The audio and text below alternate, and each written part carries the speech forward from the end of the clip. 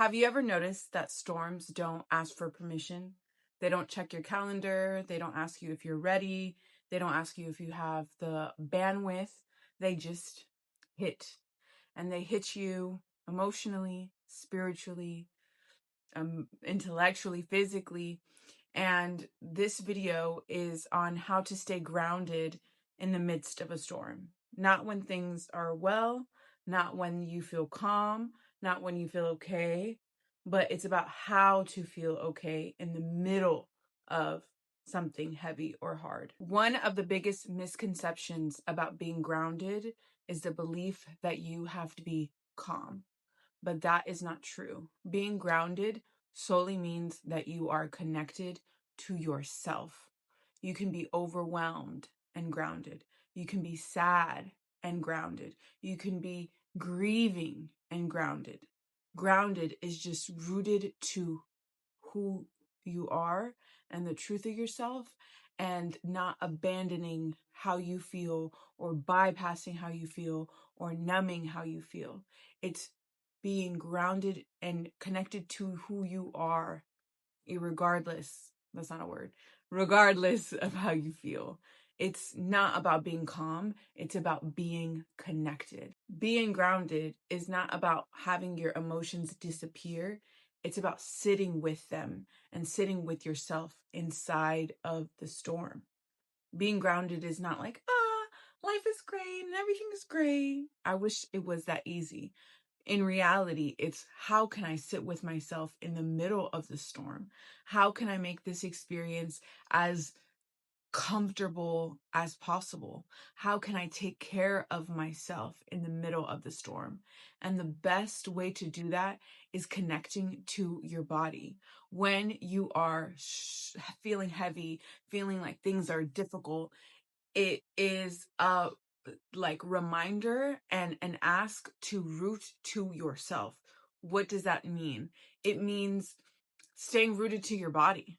So are you breathing? Like literally, are you breathing, or are you holding your breath? Are you living in your head and in the tasks you need to do and what you need to accomplish? That is like a coping mechanism. Or are you sitting, I'm sitting down. I'm feeling the feet on the ground. I'm feeling the floor on my bum. Like, where are you? Can you put your hand on your chest and a hand on your belly? How can you sit with yourself instead of running, instead of doing, instead of like that? It's staying grounded. And it's like the littlest things. It's just taking a breath. It's just sitting for 2 minutes. Those are ways to ground yourself to help you feel better in the chaos of a storm. You don't have to think your way out of a storm. You can feel your way into steadiness. And one of the ways I try to do this as best as I can is I shrink the timeline. So what does that mean? When we are in the middle of a storm or a struggle, it's like our mind can start racing on, why is this happening to me? What can I do? When is this going to end? What if this continues? Like your mind starts doing that, right? Because it's trying to protect you. It's like, it's a fear state. And so one of the ways I try my best to do this is I say, what do I need in this moment? What do I need right now? And it's like compressing the time of, oh my God, is this going to keep happening? Oh my God, what am I going to do?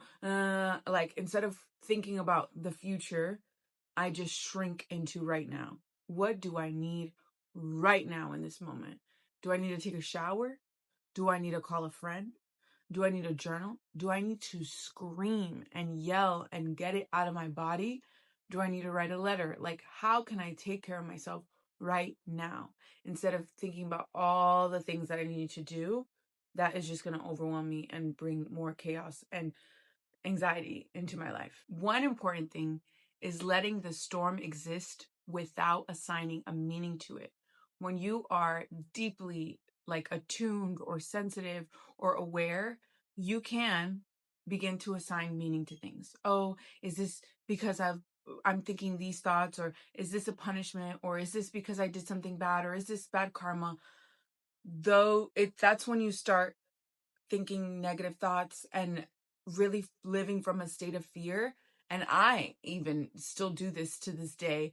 And so what I try to tell myself is that I'm not failing, I'm not regressing, bad things are not happening to me, I'm not being punished. I can be deeply aligned and overwhelmed. It's okay. I can be deeply aligned and sad. I can be deeply aligned and fearful. Like, that is okay. And I'm a human being meant to have these experiences, and they're sharpening me. But then again, that's just assigning meaning to it, right? So it's okay for it to be hard. You are a human being having a human experience. An array of emotions come from that. And self-love isn't being happy all the time. That's impossible. It's how to love yourself through every single emotion, through every single chapter, through everything and every experience. It's not about fixing your life or fixing your problems. It's about loving yourself through them and being compassionate with yourself, and being and starting to be the parent you wish you had. When things are falling apart externally, the most important thing to do is not abandon yourself and not go into, how do I get out of this? How do I stop feeling this? La, la, la. It's, how can I take care of myself during this? How can I nourish myself? How can I love myself? How can I tend to myself? And what does that mean? Tend to your body, tend to your physical environment, tend to the things you actually have control over, which is how you take care of yourself, how you love yourself, how you treat yourself, how you talk to yourself. Those things you have control over. And so it's tending to those things, not from a place of like obligation, but a place of tender love and care. And it's lowering the expectations. I remember a few years ago, I was going through something really traumatic by myself. And when I say by myself, I meant like physically by myself.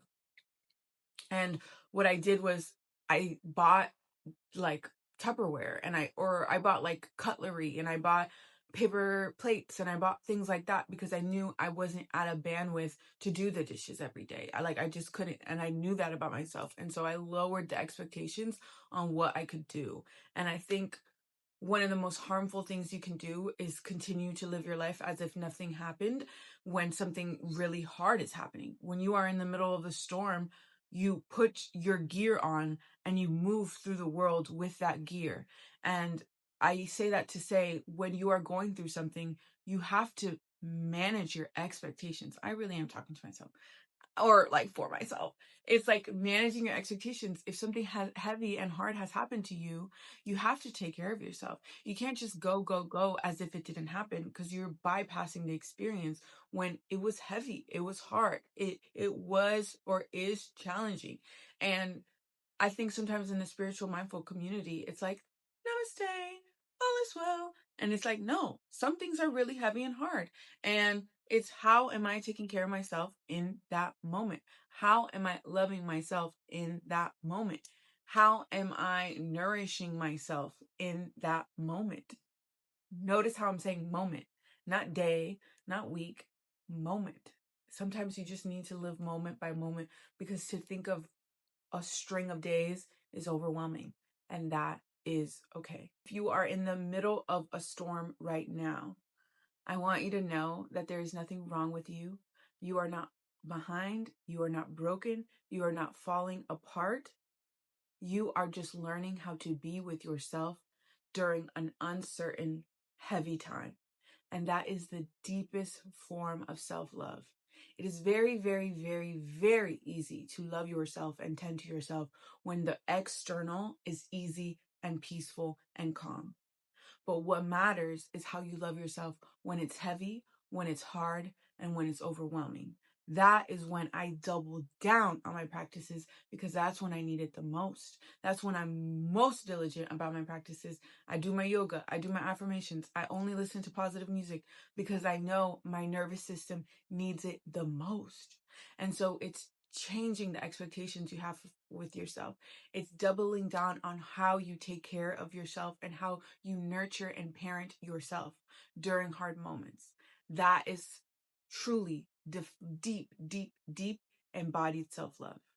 And so if this video resonated with you, if you're like, oof, I'm in the middle of a storm and I need more grounding, I am hosting a self-love circle on Sunday, February 22nd at 5 p.m. It's virtual, and I'll put the link on how to register in the description below, but I would love to have you if this resonated with you, because the world can feel heavy, it can feel daunting, and what we always have control over is how we love and treat ourselves.